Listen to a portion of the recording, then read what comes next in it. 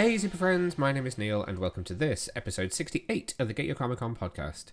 We're here fortnightly-ish to bring you a slice of film, TV and pop culture goodness from our studio direct to your speakers. I am surprisingly not joined by my very own boy Wonder Martin this week. For those of you who follow us on social media, you will notice that it was his birthday at the weekend, so I have given him the week off. But never fear, because I'm joined by not one, but two guests this week in the form of Catwoman Hunted writer Greg Weisman and voice actor Zehra Fazal. Boy Wonder will be back next episode. I've not fired him, so please don't worry. So let's just get on with the news.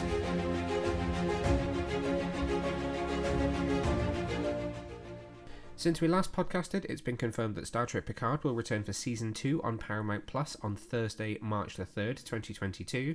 Subsequently, Prime Video has confirmed that the series will return to international markets the following day, so Friday, March the 4th. As with Season 1, Season 2 is 10 episodes long and will roll out weekly, premiering in international markets the following day. So we got a brand new trailer which gives us a massive new glimpse into this season. So we get to see plenty of this alternate timeline, this strange future that Picard finds himself in, and we finally get our first look at Whoopi Goldberg returning as the much-loved Guinan from Star Trek The Next Generation. This trailer is huge. There's so much to unpack in it that it could quite easily probably be its own podcast. I meant to do a YouTube video on it, but unfortunately I haven't had time to get around to it. But there's so much. There's new Starfleet ships. There's all the different uniforms that appear from the different versions of this timeline. There's present day for us, present day as they're running around what looks like kind of LA today, or at least a very near future version of today. There's a lot going on here, and we still don't have a huge amount of context to understand what it is that's going on and how Q is involved in this. So it's just going to be so exciting. The series will be returning, as I said, on March the 4th here in the UK. I haven't seen any of it yet. I'm waiting to get my hands on it, but we will be bringing you plenty of coverage on Star Trek Picard Season 2 once it is available. And speaking of Star Trek, there was a huge update that went along with the announcement of Picard's premiere date. It's been confirmed that Star Trek Discovery, which returns later in February for the second half of Season 4, has been renewed for a fifth season. This fifth season will consist of 10 episodes. The current season, Season 4, is going to have 13 episodes. Seasons in the past have been a little bit longer. Cutting Discovery down to 10 episodes brings it in line with all of the other shows. So Lower Decks, Picard, Strange New Worlds, they're all 10 episode seasons, so Disco is falling in line with everything else. So we didn't get news that Picard has been renewed for Season 3, but that is now being discussed openly, that is the case. Season 3 is in production at the moment as we speak, and will probably be launching next year, so around the same time as now, but 2023. Then there was also the news that Star Trek Strange New Worlds, the series which will focus on Captain Pike, played by Anson Mount, and also featuring Rebecca Romijn as Number 1 and Ethan Peck as Spock, will premiere on May the 5th, 2022, and has officially been renewed for a second season. Now this will probably come to Paramount Plus in the UK. We're still waiting for the final announcement as to when Paramount Plus will launch here, but it's expected to arrive sometime early in the first quarter of the year, meaning that whilst Picard will still air on Prime, Strange New Worlds will most likely come to Paramount Plus for us, but we'll keep you posted. So that series will begin most likely the same day, or the same week at least, that the Season 2 finale of Picard airs. There was also the news that Season 3 of Star Trek Lower Decks will premiere in summer. That will most likely be August, as it's generally been August when the previous two seasons have aired. That has officially also been renewed for a Season 4, which will air in 2023. Don't forget that we also have one episode left of Star Trek Prodigy in its first 10-episode block. Well, its second 5-episode block, but they're splitting the season into two 10-episode blocks overall. It will then return later this year for a second block of 10 episodes, but no confirmation yet as to when that will be. It is just going to be later this year. DC Comics has announced an exciting new series set in the world of the CW's Arrowverse. Earth Prime will bring the superheroes of the CW's hit shows direct to comic books for a special new crossover event. The creative minds behind each of the CW's DC shows are coming together to help bring this series. It's a 3-month, 6-issue event which is set entirely in the universe of the shows, and it does involve creative teams from across them, and it does say in this press release that it is canon to the show's storyline. So these could be stories that could be referenced or have an impact on the stories in the main shows. So Earth Prime issue 1 is set in the world of the CW's Batwoman, and Ryan Wilder, aka Batwoman, makes her costumed comic debut in a story co-written by the series writers Natalie Abrams and Kelly Larson, plus series cast member Camrus Johnson, who you'll know as Luke Fox Batwing. Art in this issue is by Clayton Henry. Ever since the tech that created many of Batman's rogues hit the streets, Ryan Wilder has been running herself ragged trying to contain the new villains popping up around Gotham City. But when Clayface, making his CW debut, when his mud binds itself to a local high schooler, Batwoman will need the help from an unexpected source to contain this muddy foe. Also, follow how Luke Fox balances his life as a superhero and a boyfriend. Now, he doesn't have a romantic entanglement in the show, but they have hinted at a relationship between him and Mary, who is now no longer Poison Ivy, so maybe that's going to pick up in some upcoming episodes. The second issue of Earth Prime will focus on the world of Superman and Lois, and comes from series writer Adam Mellinger, Jai Jamieson, and Andrew Wong, and they join fan favourite artists Tom Grummett and Norm Rapmund. Trying to celebrate their marital bliss is never easy when you're a superhero husband and news reporter wife, especially when world-saving and creating hard-hitting stories continue to spoil your plans. Plus, this issue will reveal the true origins of the evil Superman from John Henry Irons' world. Both of these issues feature cover art by Kim Jacinto and will feature photo variant covers based on each of the individual shows. Subsequent issues will spotlight DC's Legends of Tomorrow, Stargirl, and The Flash, all written or co-written by creative talent from the shows. So the first issue, he says, scrambling through the press release, is going to release on April the 5th. That's both in comic shops and on digital. And the second issue, the Superman and Lois issue, will release on April the 19th. You can head over to our website, which is www.getyourcomiccon.co.uk, so that you can check out some of the preview art from this show. Both of the covers that have been revealed look absolutely fantastic, and I'm really excited to see how some of the characters who are original to the TV series cross over into the comics. It's going to be really cool to see the two kind of mutually working together to tell stories. So it's a really exciting one. If you're interested in this and want to get more information, also head over to dccomics.com for more. The publisher has also revealed a brand new prelude to the Flash movie called The Flash, The Fastest Man Alive. The 3-part series ties in directly to the story of the upcoming film, which is due in cinemas in November. It will begin releasing with its first issue on April the 26th and features a story from writer Kenny Porter and artist Ricardo Lopez Ortiz. They will be coming together to combine the world of movies and comic books in a 3-issue monthly series that leads up to The Flash. In The Fastest Man Alive, Barry Allen's world-saving adventure with the Justice League has driven Central City's favourite son to become a truly skilled and inspirational superhero. But when a new threat by the name of Gerda emerges in Central City, Barry turns to Batman for advice on training to master his powers. Under the Dark Knight's tutelage, the Fastest Man Alive will have to find a way to defeat this metallic menace or be crushed by Gerda's strength. The 48-page debut issue arrives in participating comic book shops and digital retailers, excuse the cat, on Tuesday, April the 26th, 2022, with the collection of the 3-issue series already scheduled to hit stores and digital in October. Issue number 1 features a main cover by Max Fiumara, and you can check that out by heading over to our website. Don't forget that The Flash arrives in cinemas on November the 4th, 2022. So yeah, this series is going to feature Ezra Miller's Flash alongside Ben Affleck's Batman. The preview art looks pretty awesome for it. There's only a cover that we've seen so far, so there's not too much to give away what's going to be happening in this series. But it sounds like a really neat idea to catch up on what's been going on since Zack Snyder's Justice League before we hit this film. So make sure to check that out when it hits comic book stores and digital platforms in April. Don't forget that if you're looking to get more out of the Get Your Comic Con podcast, you can now subscribe to us via Patreon. Subscribers get 24 hours early access to most of our podcasts, as well as exclusive episodes, bonus videos, and extra content. You can sign up now at patreon.com/getyourcomiccon. Before we get down to business on Catwoman Hunted, I want to talk about another film that we saw in the last couple of weeks. I was really hoping to have Martin here to talk about this because I know he really enjoyed it, but As I said at the top of this podcast, I've given him the week off because it's his birthday. But we went to a special screening of Universal Pictures and Illumination's Sing 2. A huge thank you to both studios for inviting us along. This is the sequel to... what year was the original film? Oh no, I'm talking to him like he's here and he's not. So the original Sing film was 2016? Yeah, it was 2016. So it's been a little while since we've had a film from this universe, but the cast is back. We have Matthew McConaughey as Buster Moon, Reese Witherspoon as Rosita, Scarlett Johansson as Ash, Tori Kelly as Mina, Taron Egerton as Johnny, Nick Kroll as Gunter, Garth Jennings as Miss Crawley, who's also the director.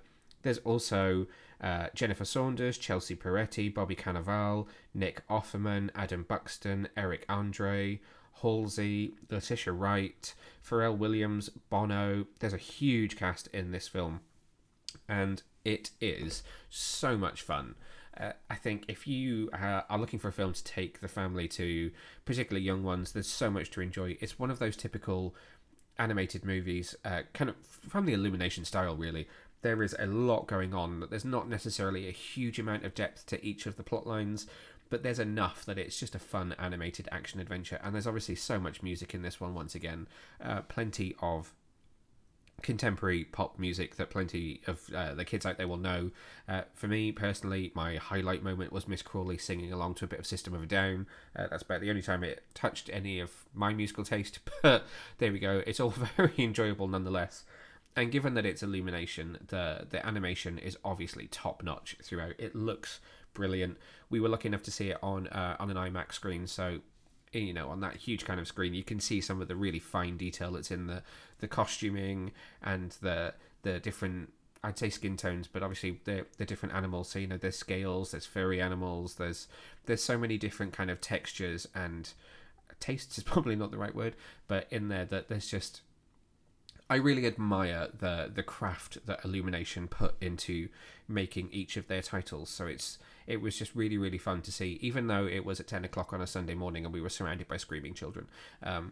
But actually, little anecdote from that, there was a really funny moment where the kid in front of us got very annoyed with the kids in front of him who were chatting, and at one point just said, "Shut up!" halfway through the film, and then decided that actually he didn't really like Mr. Moon, so he just turned to his mum and said, "Mummy, I really hope the koala dies," which I had to kind of bite my tongue from laughing so hard and distracting from the film, because I just thought, out of the mouths of babes, as they say, children. Never work with children or animals. It's hard to even pick a favourite character. There's lots of character moments for each of them, so they do try and give all of the main cast their own individual storylines or moments that they can kind of stand out on their own and feature each of their voices and their characters. So there's not really a standout amongst this cast. It's really nice to see how well balanced it is. If I was being pushed, I would say I would have liked to have heard a bit more of Taron Egerton in this film, just because he has such a nice singing voice. But it's always good to hear Scarlett Johansson blasting out some pop rock tunes. Sing 2 is in UK cinemas now. We got this film a lot later than US audiences did. So if you're listening to this from America and you're wondering why we're just talking about Sing 2 now, that is because it released in the UK on January the 27th. So we are a little bit behind you. But we are now catching up and enjoying this film as much as we can. So definitely go and check it out if you get a chance. And let me know what you think if you do go and see it. You can find me on social media at Neil Vag. And don't forget, you can find us on all major platforms as at Get Your Comic Con. All of which leads us to the main attraction for this episode. So I am talking about Catwoman Hunted, the latest DC animated movie. This film releases on DVD and Blu-ray here in the UK on February the 7th, and then releases on digital platforms on February the 8th. And I am very, very excited to announce that on February the 8th at 8 p.m. UK time, I'm going to be hosting a watch party for Catwoman Hunted on Twitter. I'll be joined by my usual crew of DC cronies. So we'll have Tasman, the aspiring Kryptonian, Nicola from We Have a Hulk, Luke Bug, the Geek of Steel, Kibler from the Brothers Geek Out podcast, and of course Paul from DC World. So on Tuesday, February the 8th from 8 p.m, we'll all be tweeting along whilst watching this film. If you haven't already seen the trailer, you can check it out over on our website. Let me just rattle off the cast list for you. So we have Stephanie Beatriz as Batwoman, Elizabeth Gillies as Catwoman, Lauren Cohan as Julia Pennyworth, Kelly Hu as Cheshire, Jonathan Banks as Black Mask, Keith David appears as Tobias Whale. You've also got Kirby Howell-Baptiste as Barbara Minerva, Jonathan Frakes, one of my favourites from Star Trek, as King Faraday. I won't say too much more, actually, because I don't want to get into spoiler territory. You've also got Zehra Fazal, who'll be joining us in just a second, who plays both Talia al Ghul and Nosferatu. So I've been lucky enough to sit down with both Greg Weisman, who wrote this film, and, as I just said, Zehra, who's one of the voice actors. You might also know her voice from the absolutely brilliant Young Justice animated series. So first, let's sit down with Greg and have a chat about writing and crafting the story of Catwoman Hunted. So take me back to the beginning. How did Catwoman Hunted come about for you? I was aware. We'd finished season 3 of Young Justice, had not started season 4, and I was aware that DC and Warner Brothers Animation were interested in doing another anime-style movie. They'd just done and had some success with a Batman anime movie, and I was aware they wanted to do another one, and I thought Catwoman would be sort of perfect for it. I'm a big fan of Miyazaki's film Lupin III, Castle of Cagliostro. Yep. And I intentionally didn't rewatch it because I like the idea of being sort of influenced by it in my memory from years previous, but I didn't want to be slavishly sort of following it, or stealing from it. So I didn't rewatch it, but I thought, all those elements that I vaguely recalled from the movie sort of fit Catwoman's style, that sort of airy elan that she has, that joyful fun that she can have over the caper, all of which masks a serious purpose. And I thought this would work in anime, and I pitched it to the gang at DC and Warner Brothers, and they said, yeah, and off we were to the races. No, you're right. I mean, it does. It lends itself so well to this art style, and it's so different from all of the DC animated movies that have kind of come before it that it really takes you back. That it's so beautiful to watch. I feel like watching it. Yeah, I can see so many different incarnations of Selina Kyle from over the years in this version. Like, I can see comic versions of her, I can see movie versions, I can even see kind of echoes back to to Adam West Batman times and sort of Eartha Kitt and Julie Newmar in there. Was it important to you to look back kind of across the character's history as a whole rather than focusing maybe on how she's represented in the comics at the moment? It was. I mean, what I try to do when I adapt any character, whether it's a DC character or something else, is to get down to the core, the essence of what I think is archetypal about the character, what I think is essential about the character. And that means, looking over, for Catwoman, 75 to 80 years of history. I mean, my first exposure to Catwoman is exactly what you said. It was Julie Newmar and Eartha Kitt. But in that version, she's pretty much just an opponent to Batman. Yeah. There are moments of sort of seductiveness in there, but fundamentally she's playing the same role that Cesar Romero is as the Joker in that series, right? Yeah. And then there have been a lot of versions since, including Anne Hathaway and Michelle Pfeiffer and various versions in cartoons I've seen. And I'm also heavily influenced by the comics because, when I was reading comics in the 70s, Selina was Bruce Wayne's girlfriend. Yeah, exactly. And, somehow didn't know that Bruce was Batman, which I thought was a neat trick. But but they were boyfriend and girlfriend, and their relationship was kind of wonderful. And and so that heavily influenced me. And one thing you'll see at the very beginning of the movie is Selena in that classic costume with the skirt slid all the way up to her hip and the long hair, because from a nostalgia standpoint, that's the Catwoman I grew up with, right? And that's the one that I fell in love with. But I absolutely appreciate where Selena's gone in more modern times. So we, just as Selena says in the movie, we have an appreciation for the classics, but we're always up to date. And so my goal for this Catwoman was to create, like I said, get down to that essence so that when viewers saw what appears on screen, they are simultaneously thinking, yes, this is classic Catwoman. This is the Catwoman that I've been waiting to see. And at the same time saying, I don't think I've ever seen a Catwoman like this before. Now, whether I succeeded in that, that's not for me to judge. But that was the goal, is to have it feel both classic and contemporary, feel both iconic and completely fresh. And then on top of that, you have Elizabeth Gillies just doing an amazing job bringing the character to life. She's forever going to be my Catwoman.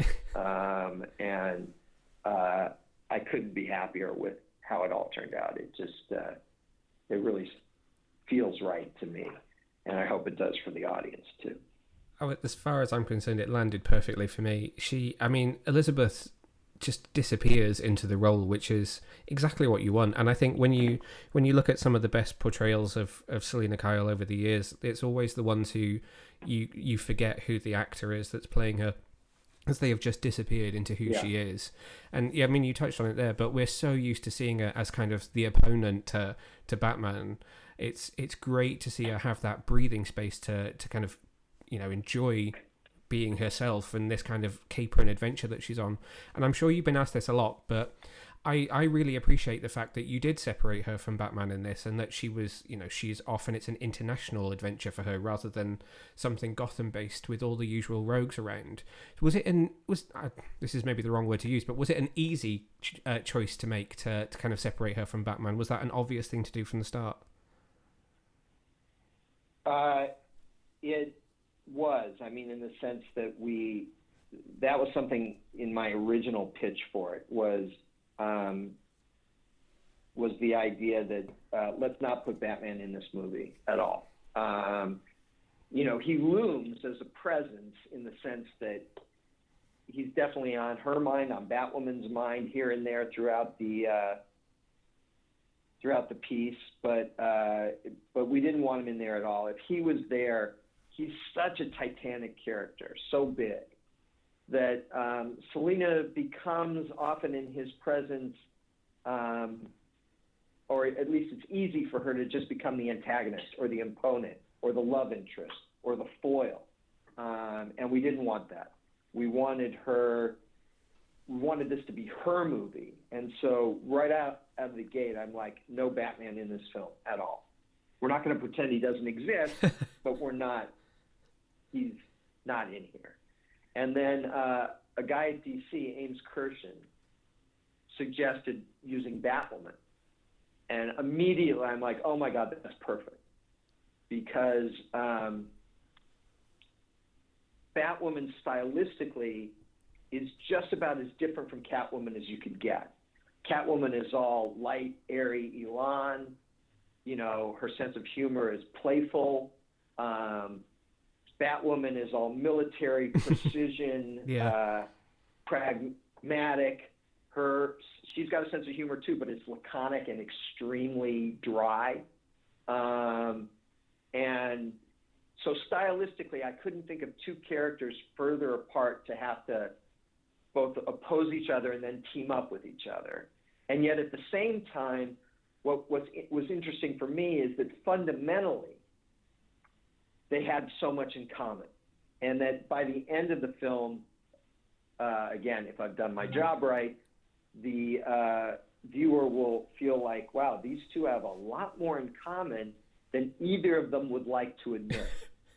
And that was the goal, to contrast Selena's style, light and airy style, with her serious, dark purpose.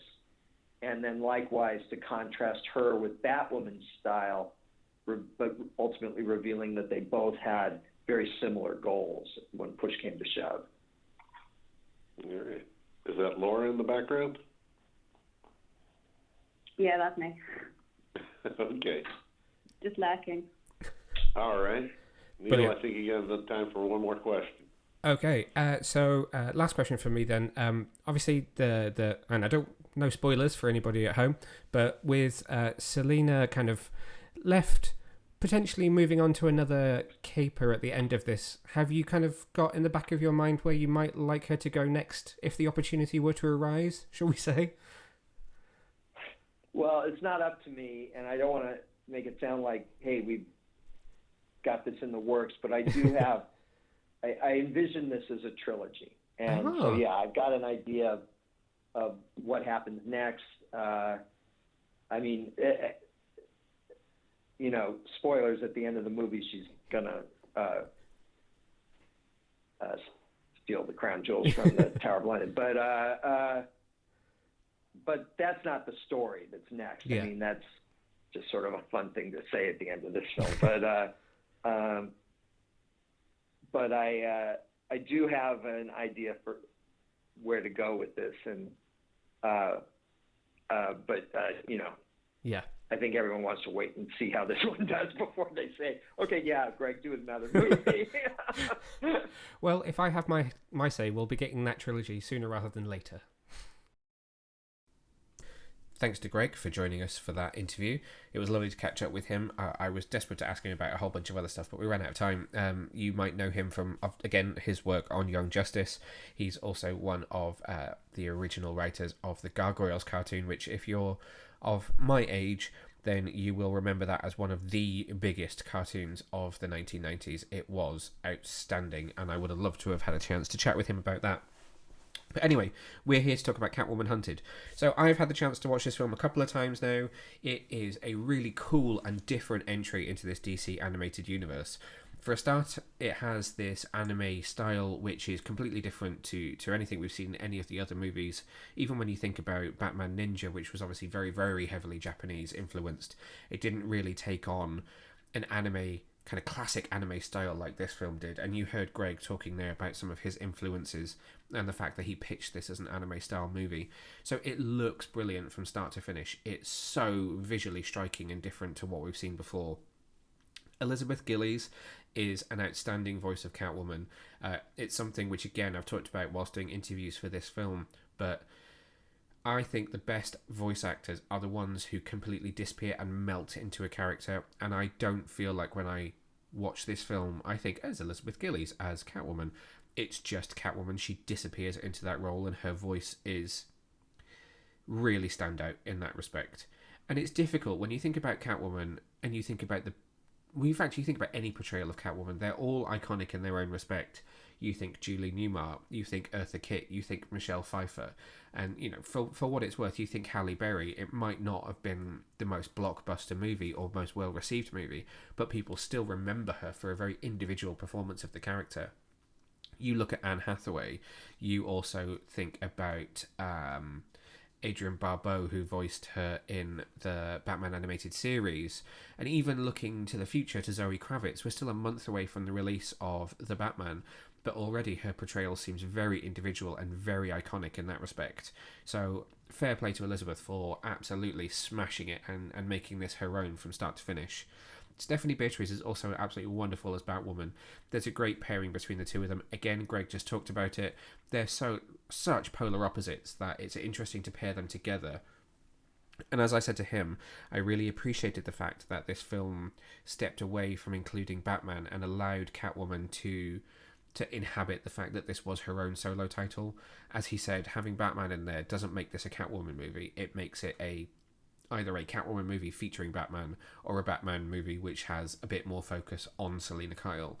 So I think for her to have stood on her own 2 feet and to carry this title, it absolutely needed to be that way, and they carried it off very well. Great choices of villain, great use of the voice cast as well. I really appreciate all of the different actors that are in the mix there, and I think it escalates really, really well and fits well with her character. That whole kind of Catch Me If You Can, slightly jazzy espionage, international country hopping sort of theme to it works really, really well. It's so different for the character. It really allows her to become the focal point in this world, and I love it for that. I think it's brilliant. One of those amazing voice actors is Zehra Fazal, who, as I said, is also from Young Justice.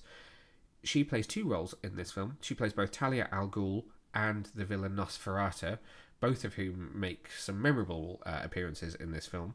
So it's over to Zehra for her to tell us about how she got involved with this film and where those wonderful voices came from. How are you doing today? Oh, I'm doing great. I'm excited to sit down and talk about Catwoman. Oh, I am excited to talk about this film as well. It's great to talk about it.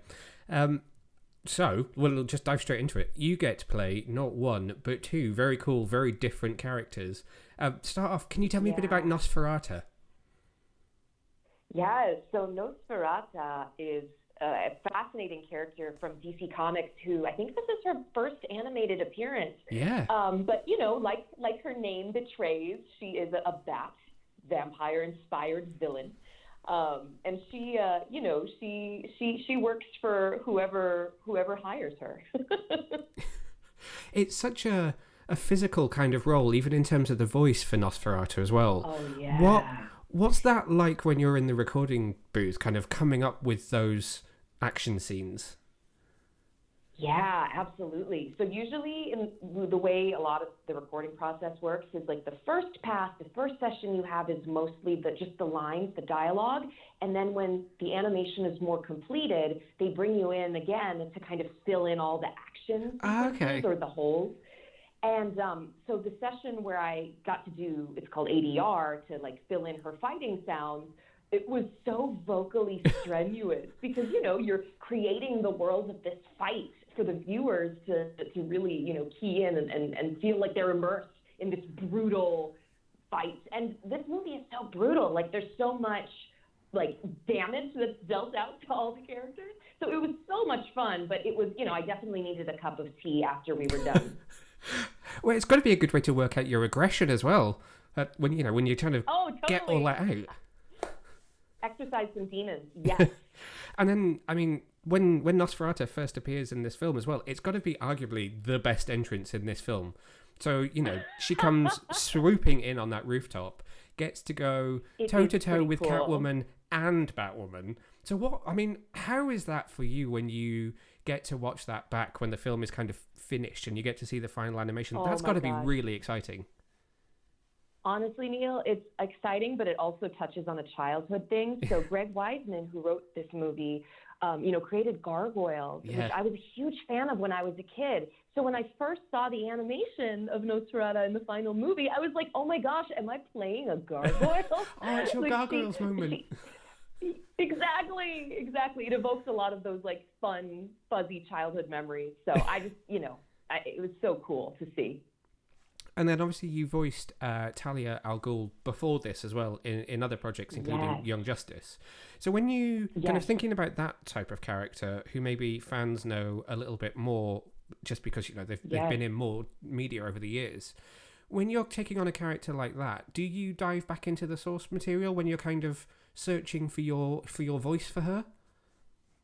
Yes and no. So when you play a character like that, a legacy character, that a lot of other people are going to have a hand on over the course of their existence, you kind of want to think about what can I bring to it that is true for me, but also honor the source material, but also honor the specific story being told, right? Yeah. So every creator will have a slightly different take on these characters. So the Young Justice Talia might have slightly different motivations emotionally than the Catwoman Talia or the Batman,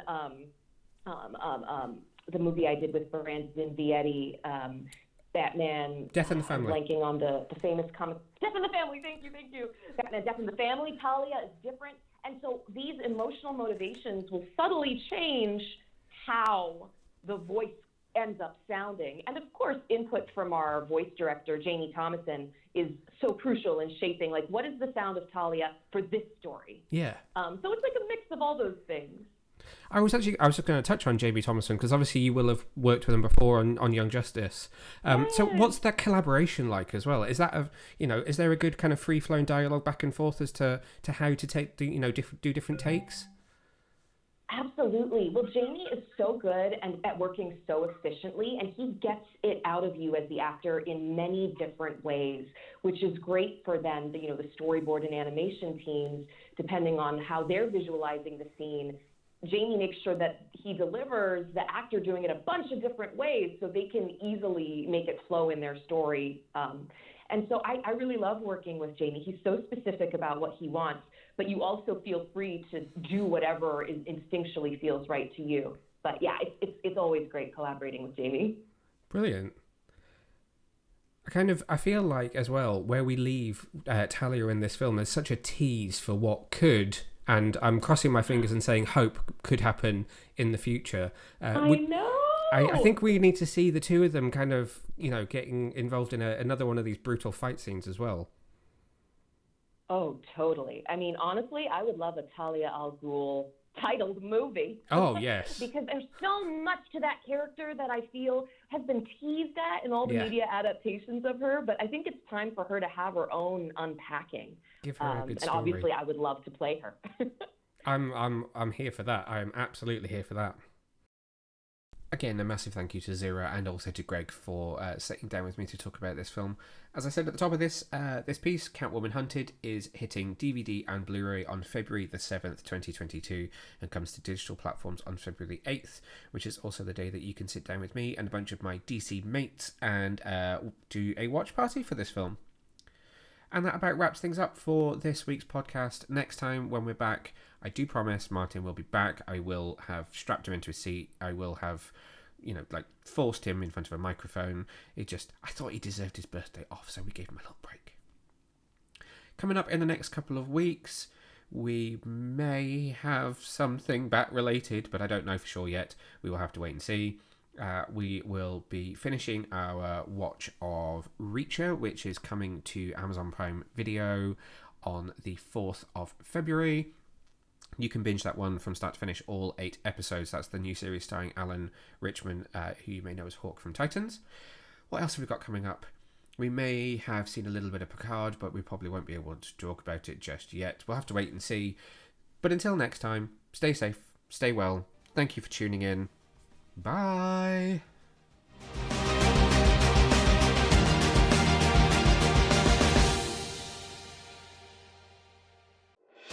Thanks for watching, Super Friends. If you enjoyed this video, then make sure to hit the subscribe button just down below and hit the bell so that you can get notified whenever we release brand new videos. In fact, there's 2 more waiting for you to watch right here below. So what are you waiting for? Why not click play?